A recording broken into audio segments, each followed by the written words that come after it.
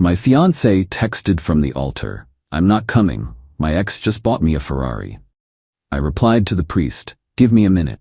Then I texted her back a screenshot of the $10 million trust fund that vested only upon my marriage. Her scream as she heard the limo speeding away.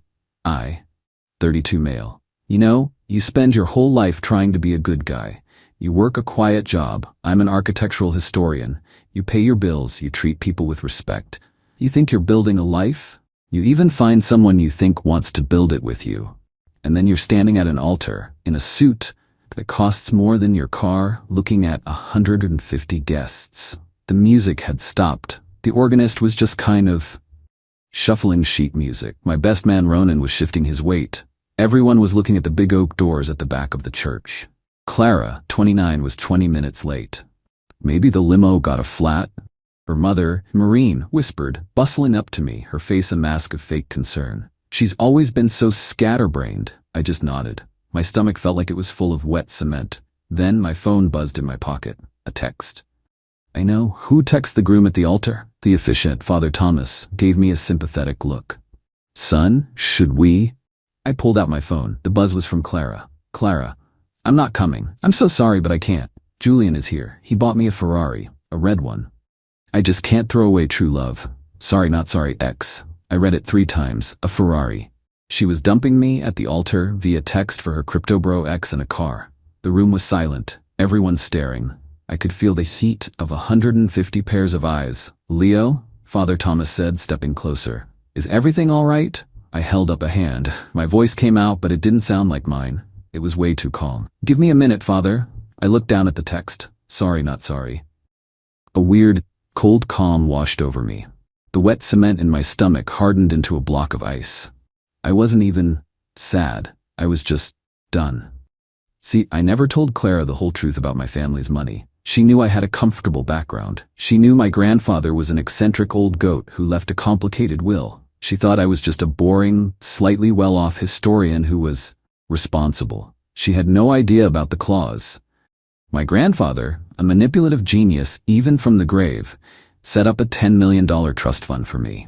But it had one insane medieval stipulation. I had to be legally married by my 33rd birthday. My 33rd birthday is in 4 weeks.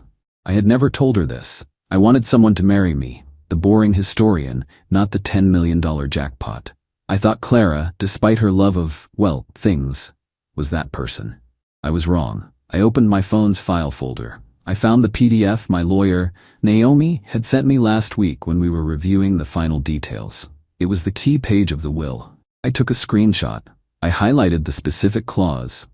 And upon the legal marriage of my grandson, Leo Alistair Vance, provided said marriage occurs before his 33rd birthday, the full principal of the $10,000 $10 million use trust shall immediately vest. I opened my texts to Clara. I attached the screenshot. My fingers typed, enjoy the car, I'm sure it's worth it. I hit send. I put the phone back in my pocket. I looked up at Father Thomas. His face was all concern. And then I heard it, from outside the church. It wasn't a scream of joy. It was a scream of pure animal rage. A second later, I heard the sound of the vintage white Rolls-Royce I'd rented for her, the one I'd given the driver very specific instructions for, speeding away from the curb. I'd told him, if she's not in this car by 2:15 p.m., you leave. You take the scenic route back to the rental agency. Do not, under any circumstances, stop for her. It was 2:23 p.m. I turned back to the room. My voice was loud, clear. I'm afraid there won't be a wedding today. A collective gasp. Maureen, Clara's mom, looked like I'd slapped her. My fiancée has just informed me she's accepted a competing offer. It seems a 2019 Ferrari beats a 2016 Honda. A few people laughed nervously. But, I continued, the catering is paid for.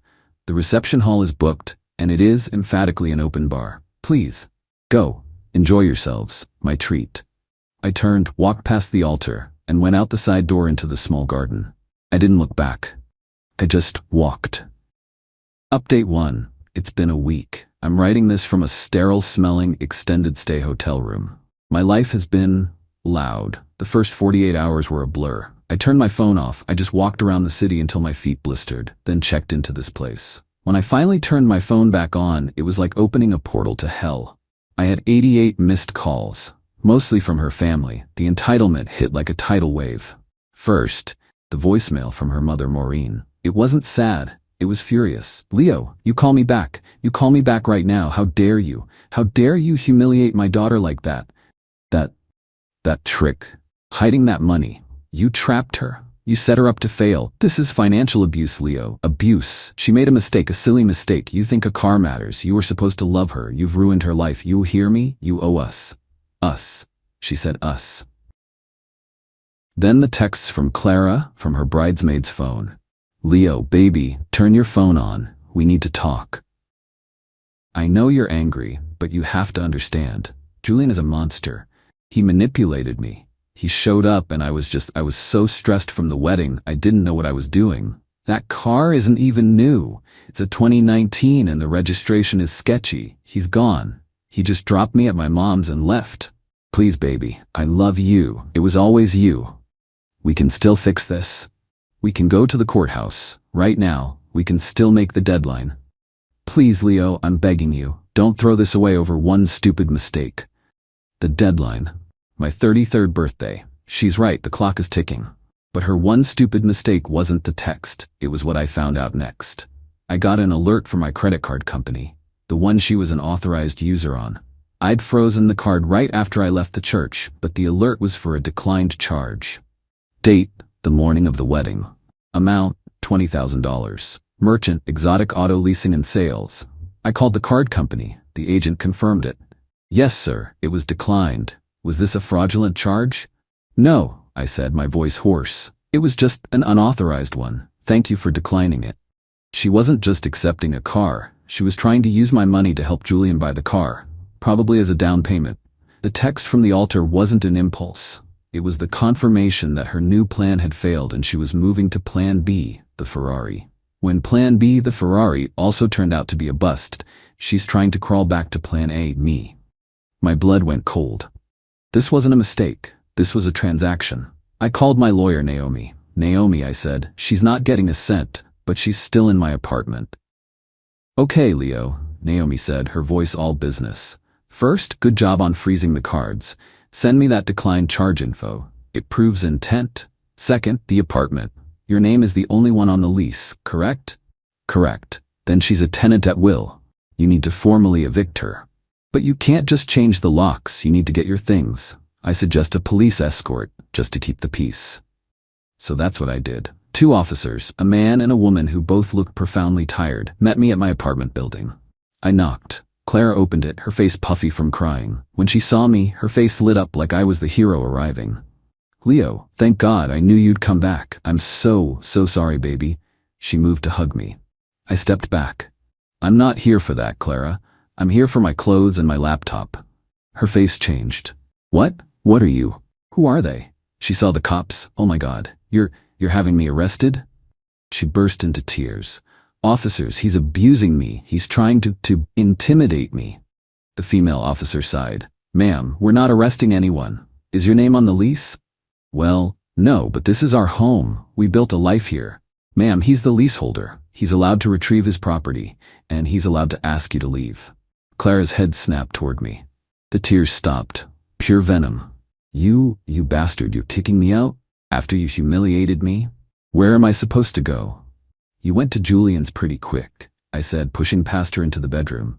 I grabbed my suitcase. "He's gone, you idiot. He left me. He said I was too much drama." I just kept packing. My toothbrush, my laptop charger. "You're really doing this?" she whispered, following me. "You're going to throw away $10 million just to spite me? Because that's what's going to happen. You have 3 weeks left, Leo." 3? You think anyone else is going to marry your boring ass in 3 weeks? You need me. You'll get nothing. You'll be just as poor as me. I stopped at the door. I looked her dead in the eye. "I'd rather have nothing, Clara, than have one more conversation with you." I turned to the cops. "I'm done here. She'll be served with a formal 30-day notice to vacate by my lawyer." 30 days? She shrieked. "You can't." I walked out. The cop stayed for another minute, explaining the civil process to her. I didn't care. I just wanted to be clean. Update 2. It's been 2 weeks. I have 15 days left until my 33rd birthday, and the games have escalated. Clara is not going quietly. The entitlement it's breathtaking, really. First, the lawsuit. I got served at my hotel. She's suing me. Get this. Breach of promise to marry. Her lawyer, some guy whose face is on a bus bench, is claiming I abandoned her at the altar. His proof is that I maliciously arranged for the limo to leave her and then publicly shamed her at the reception. Intentional infliction of emotional distress, because I trapped her by fraudulently concealing my $10 million trust fund. The argument is that if she'd known about the money, she never would have been temporarily confused by the Ferrari. She's claiming I engineered her betrayal. The demand: $5,000. Exactly half of the trust fund she didn't get. Naomi just laughed when I sent her the filing. Breach of promise isn't a recognized cause of action in this state, Leo. It's frivolous. We'll file a motion to dismiss and countersue for legal fees. This is a shakedown, nothing more.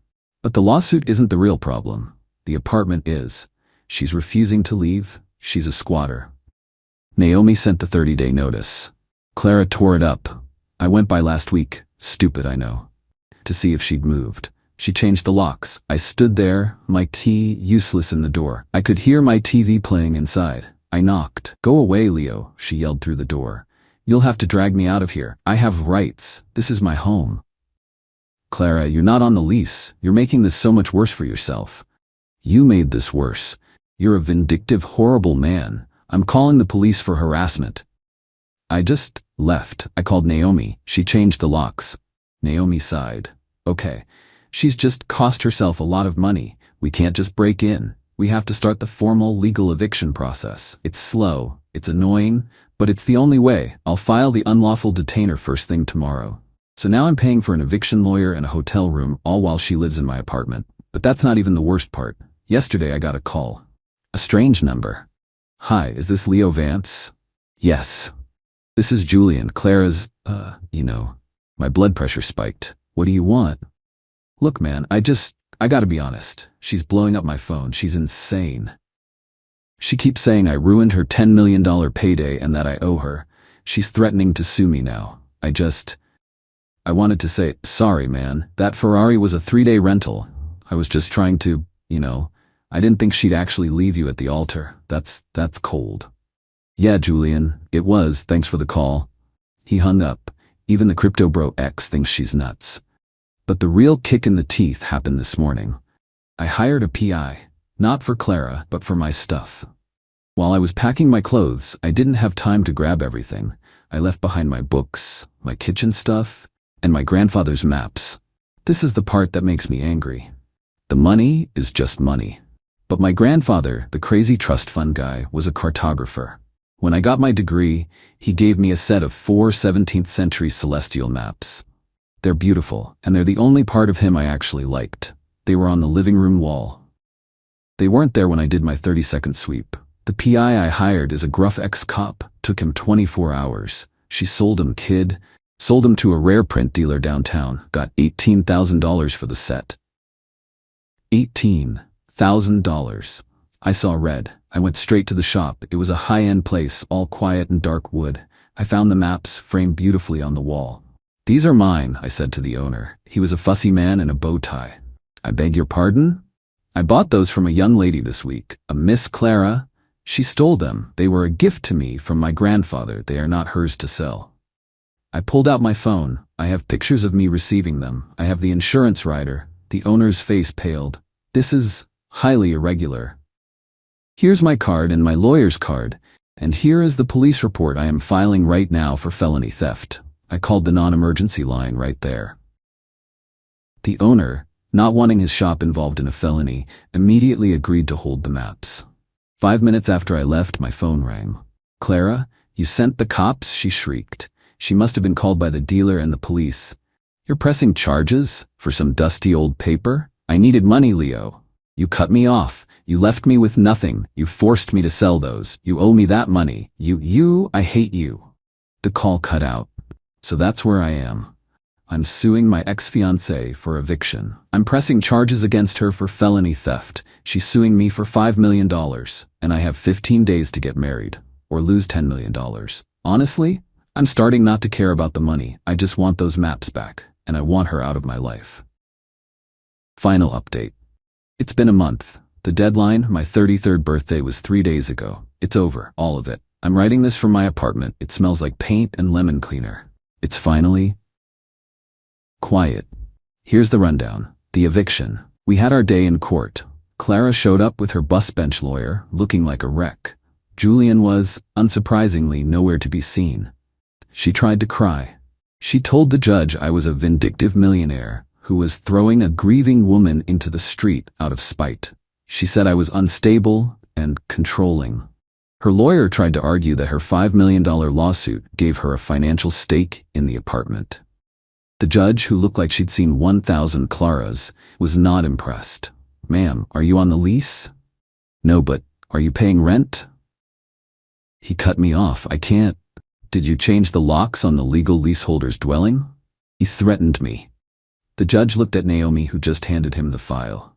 "Eviction granted. Miss Clara's last name, you have 48 hours to vacate the premises. A sheriff will be there to escort you out if you are not gone."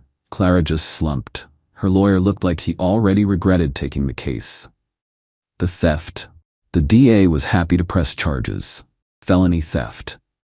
Given the evidence, my insurance, the dealer's testimony, her lawyer basically forced her to take a plea. It got rolled into the eviction hearing. She pled no contest. She has to pay $18,000 in restitution to me for the maps, which I got back from the dealer, plus the dealer's holding fees. She has 2 years of probation. She has no job and no money. I'll probably never see a dime of that, but it's the conviction that matters. The $5 million lawsuit. Naomi filed the motion to dismiss. The judge took one look at it and threw the entire case out. Laughed, even. He also granted Naomi's motion for our legal fees. So now Clara owes me about $15,000 in lawyer bills, on top of the $18,000 restitution. It was a clean sweep. Total. I was outside the courtroom just breathing when she came out. Her mother, Maureen, was with her. "Are you happy now?" Clara whispered, her eyes completely dead. "You ruined me. I have nothing. I have a record, all because of you." "All because of you, Clara," I said. "You did this, every single part of this." Maureen puffed up. "You'll get what's coming to you. That deadline passed, didn't it? You lost it all, didn't you? All that money. You got nothing. You're just as broke as we are now. Serves you right, you spiteful, selfish." "Actually," I said, cutting her off, "the trust vested." Clara's head snapped up. "What? No, you didn't. You wouldn't. Who?" I just looked at her. The truth is, I did get married, 2 days before my birthday. After Clara sold my maps, I hit a low. I was sitting in my hotel room, looking at my bank account, just lost. And my best friend Maya kicked the door in, metaphorically. She's been my friend since college. She's a landscape architect, practical, no nonsense. And she's the only one I'd told about the trust years ago. "Leo," she said, sitting across from me. "You're an idiot." "Thanks, Maya." "No, you're an idiot for letting this vampire make you lose your mind. And you're an idiot if you let your psycho grandfather's ghost and that woman both win.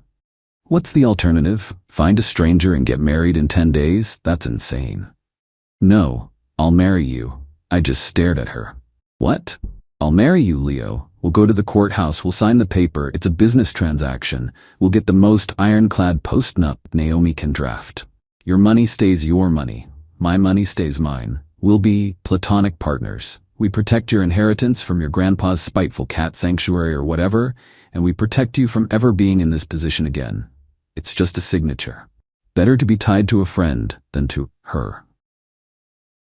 And she was right. It was the most logical, strategic, sane thing I'd heard in a month. So we did it. We went to the courthouse, we signed the paper. Naomi was our witness. It was simple. We went out for tacos afterward. Back in the present, outside the courtroom, Clara was staring at me. "Who?" she demanded. "Who did you marry?"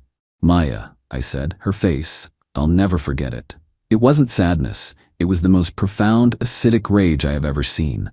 The rage of someone who just watched her lottery ticket get cashed by someone else. "Her?" she shrieked. That plain, boring. Her? You married her?" "Turns out I have a thing for boring," I said. "Boring is loyal. Boring doesn't steal. Boring doesn't trade a life for a rental car." I just walked away. Maureen was yelling something about annulment and fraud, but it was just noise. So, that's it. I'm back in my apartment. The maps are back on the wall. I'm 33,000 less in the hole from lawyer fees and hotel bills, which Naomi is garnishing from Clara. Good luck with that. But the trust is secure.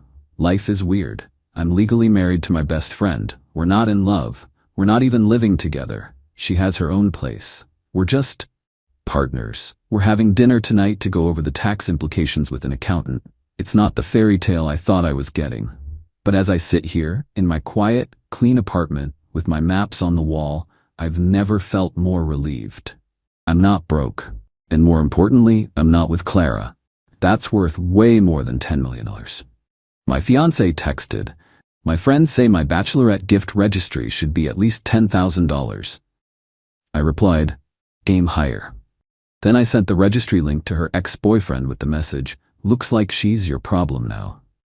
The angry voicemail that followed was glorious. I, 31 male, was supposed to marry Cassandra, 29, in 3 months. Was past tense. Because what happened last week made me realize I'd been dating a completely different person than I thought.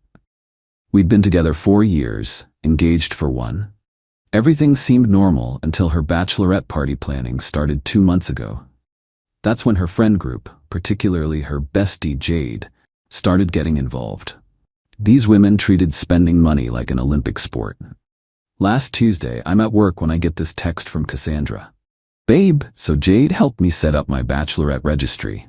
She says the standard is minimum $10 in gifts these days. Here's the link. Can you share with your groomsmen? They should contribute too, since they're in the wedding party." I clicked the link. This wasn't a joke. There was an actual registry with designer bags, $3,000 plus, spa packages, $1,500, bachelorette party enhancement fund, $2,000, luxury hotel upgrades for her Vegas trip, $2,500, bride tribe appreciation gifts. Basically, she wanted money to buy her friends presents, $1,000. I texted back, "Aim higher." She responded with, "OMG, really, you're the best. I'll add more." That's when I knew exactly what I had to do. See, Cassandra had stayed friends with her ex, Blake. He'd been sniffing around our entire relationship, always commenting on her posts, always just happening to show up places we were. She insisted he was harmless, just couldn't let go. I'd noticed she never really shut him down firmly either. I forwarded the registry link to Blake with, "Looks like she's your problem now. Good luck affording her." Then I grabbed my laptop and started working on a few things.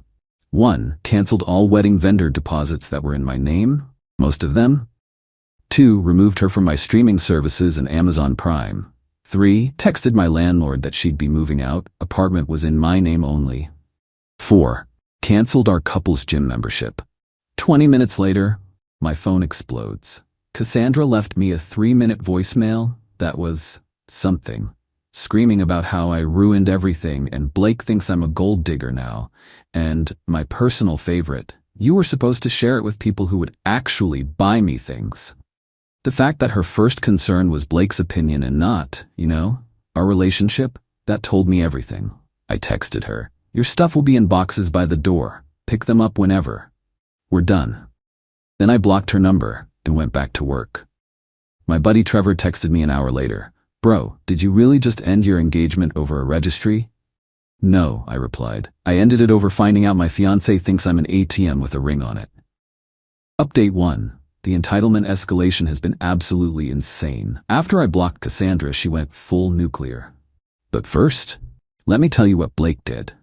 Because it's hilarious. Blake screenshot her registry and posted it in their mutual friend group chat with, "Is this real? She wanted me to buy her a $3,000 purse for her bachelorette party for marrying another dude." Apparently, Cassandra had been telling Blake they were having problems and she was considering her options. She'd been setting him up as a backup plan while expecting him to fund her party. He was pissed. But anyway, back to the escalation. Wednesday morning, Jade shows up at my office. Jade, not even Cassandra. This woman really sent her friend to negotiate. Security calls up. "There's a Jade here," says it's urgent. I go down to the lobby. Jade's there in full designer everything, holding a binder. "We need to discuss Cassandra's emotional damages." She starts. "Excuse me?" She opens the binder. It's an itemized list of relationship investments. Cassandra made. Emotional labor, $200 a month for 4 years, $9,600. Physical maintenance to stay attractive, $500 a month, equals $24,000. Career sacrifices to accommodate relationship, $15,000. Lost time could have been spent with higher value partners, $20,000. Total, $68,600. Cassandra is willing to accept a $30,000 settlement to avoid legal action, Jade says with a straight face. I laughed. Actually laughed. Legal action for what? Breach of marriage promise, emotional fraud, theft of her prime years. Jade, get out before I call security. This is a reasonable negotiation. Do you know what she gave up for you? Apparently not as much as she wanted to take. Security. She huffed out, yelling about how I'd regret this. Thursday, Cassandra's mom, Dorothy, calls me from Cassandra's phone. I didn't realize it wasn't blocked because different number. You need to man up and fix this, she starts. Dorothy, your daughter wanted a $10,000 gift registry for her bachelorette party. That's standard. All her friends got that much. Are you saying she's worth less than her friends? I'm saying she's worth exactly what Blake's willing to pay now, which, according to him, is $0. Blake? What does that loser have to do with anything? Ask your daughter. You're destroying her reputation. Everyone knows about the registry now. She made it public, Dorothy. She literally sent it to everyone she knew. Take her back and we'll forget this happened. No, she'll sue you. For what? Not buying her a purse? Good luck with that. Friday morning, I wake up to 73 Instagram notifications. Cassandra and her crew started a campaign. Pictures of us with captions like, 4 years wasted on a man who won't invest in his woman's happiness. When he shows you who he really is, believe him. Modern men are too broke for real queens. The best part, she tagged my company. My company. I screenshotted everything, sent it to my lawyer friend Rahman. He laughed and said, keep documenting. This is gold if she actually tries to sue. But the peak entitlement came Friday afternoon. Cassandra showed up at the apartment with a U-Haul and 8 people. 8. Including Jade, her mom, her sister, 2 cousins, and 3 guys I didn't recognize. She tried to use her key. Didn't work. I'd changed the locks. She starts banging on the door. Open up. I'm getting my things. I called the cops and talked to her through the Ring doorbell. Your stuff is in boxes in the lobby. The building manager has them. I'm taking the TV and the couch and the kitchen appliances. That's all mine. I have receipts. I picked them out. They're basically mine. That's not how ownership works. One of the random guys tries to jimmy the door. I inform them they're on camera and the police are coming. They scattered pretty quick after that, but not before Cassandra screamed, "You're gonna pay for this. I'm taking everything." The building manager called me later. They took her boxes and left a huge mess in the lobby. She also tried to convince him to let her into the apartment, claiming domestic violence. He didn't buy it, especially since she brought a whole crew in a moving truck.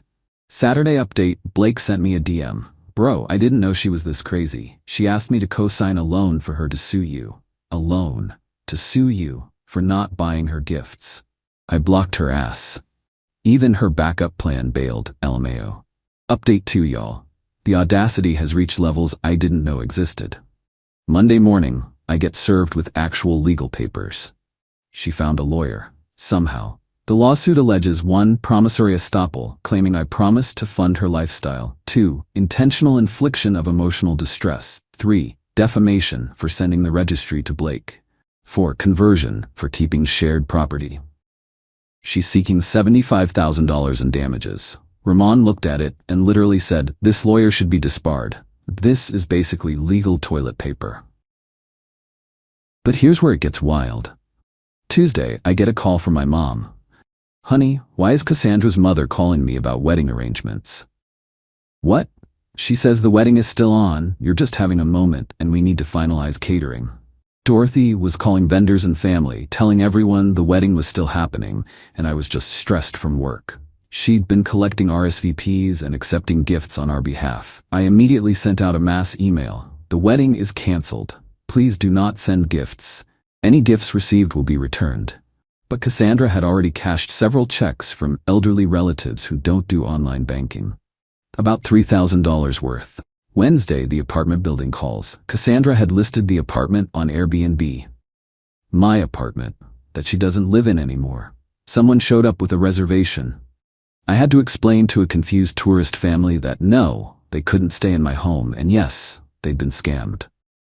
Thursday was when she really lost it. I get a notification that someone's trying to access my bank account, then my email, then my social media. She was trying to hack into everything, but the best part?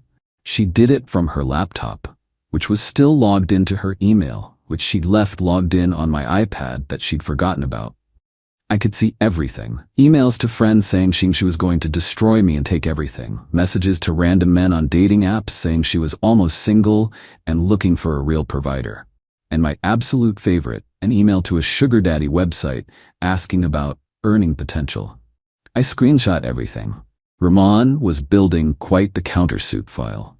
Friday, she made her final mistake. She posted on LinkedIn, a long rant about how I was a narcissistic abuser who financially controlled her and how she was starting a coaching business for women escaping financial abuse. She included a PayPal link for donations.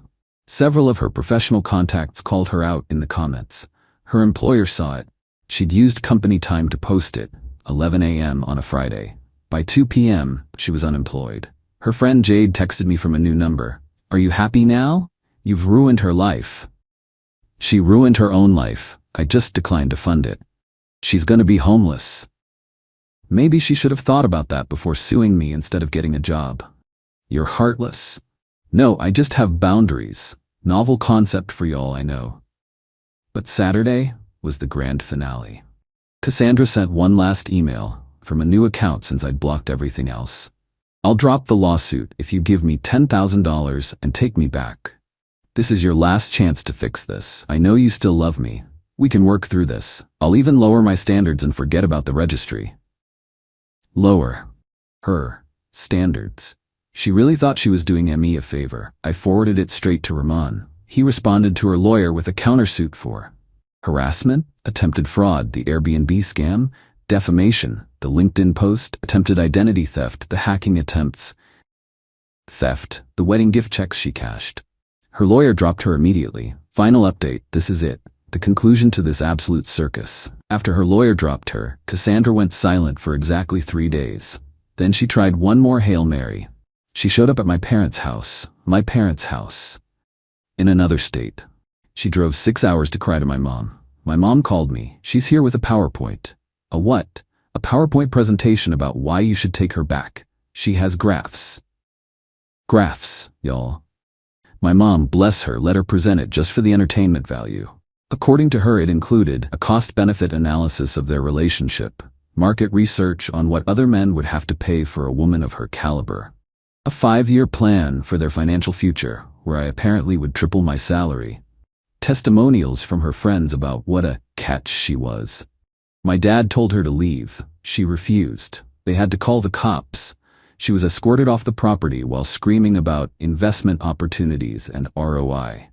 But while she was busy harassing my parents, the real consequences were catching up. 1. The Airbnb scam was reported to the platform. She was permanently banned and they're pursuing fraud charges.